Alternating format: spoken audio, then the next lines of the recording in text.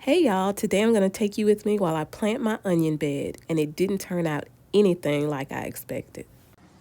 I take care of you. I will.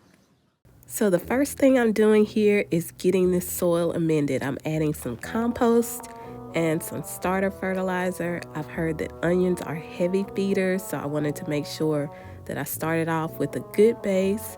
And this is what the onions are looking like. I got these from Dixon Dale Farms, and I got two different kinds. So let's take them out the bag and take a look. The first kind I have are red Creole onions. And then the second variety that I have are Texas Super Sweet. And I wasn't ready to plant them right away, so I had them in this bag and I had them in the refrigerator. So now I'm just making sure all the compost is mixed in, all the fertilizer is mixed in, and this soil is actually going to be very light and fluffy.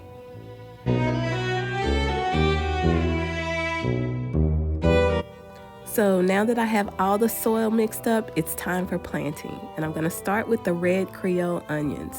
So first I thought I'd kind of lay them out and see how I wanted to space them. I wasn't quite sure how much spacing I needed, but I figured that I could always thin them out and then just use the onion tops for the ones I had to remove. So you can see I'm just placing them here, and then the next step I'll take them and start to bury them. So as I plant them, I'm just trying not to bury them too deep, but with just enough depth so that the soil will hold them up straight. Now this is my first year planting onions, so this is definitely not a tutorial, but I'm just showing you my process so you can see what I did and see my results, and maybe you can find some things you want to do differently or some things you want to try to avoid.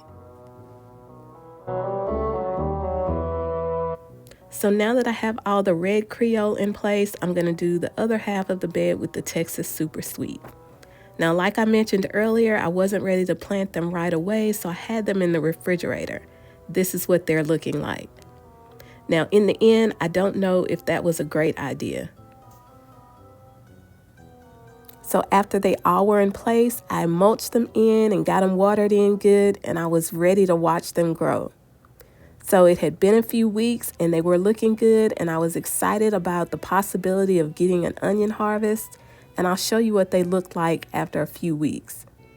So we had some high winds and they'd kind of blown over, but they were so nice and green and healthy that I was still optimistic about getting an onion harvest.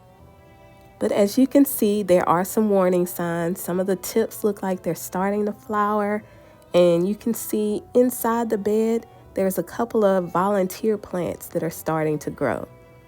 And so it just kind of went downhill from here. Both of the onions I chose are short day onions, which are appropriate for my region, but I think I waited too late to plant them. In the end, this is what the onion bed looks like. All of those volunteer plants you see back there are a Chinese spinach, a type of amaranth. I was trying to grow it last year and couldn't get it to grow, but it's ready this year. And the red onions are the ones that flower. So maybe next year I'll have a great onion harvest to share. But thanks for watching.